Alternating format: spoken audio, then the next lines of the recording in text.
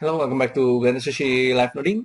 In the last episode, I talked about how we can do the poke operations in SpecChop, and this is the whole setup right here.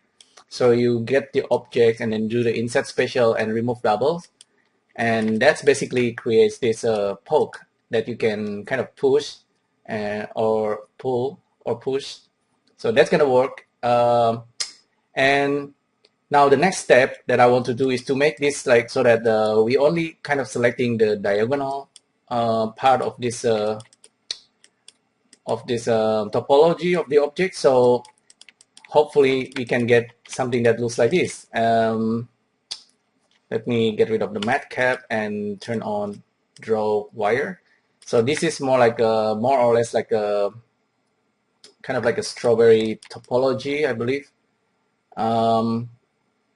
So I got something that's kind of working. This is what I did actually.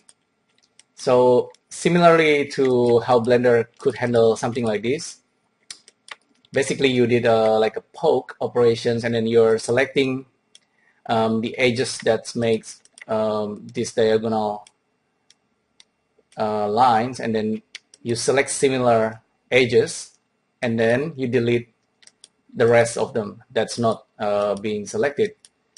So this is what I kind of end up with. So this setup. From here, remove doubles, I pipe it in into select similar, and then I'm masking the index based on this number. So this is that there's still like a kind of manual work a little bit here to selecting the edges. The edges index basically looking something like this, right? And what I select is one of the example edges, this number. You can actually select any kind of edges that make this crossing line. So I'm selecting one of this. So based on that, I'm using this index to mask and pipe it into this guy, select edges with the same face angle, and then I found it, and then basically fill hole. There's actually another way where you actually reverse the selections and then delete the rest that's not diagonal. Anyhow, this is what you end up with.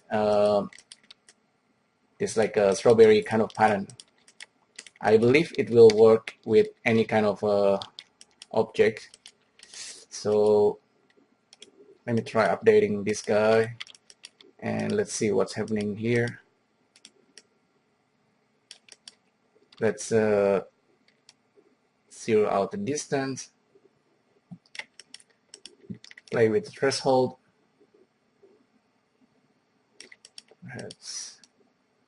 Actually, because I changed the topology, now I need to select a new edges.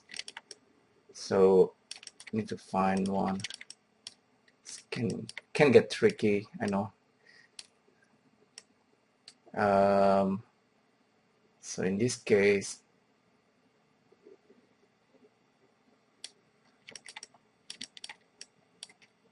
I think the better way is actually to mask the area, one area of the poke, and then finding the 4 edges correspond to the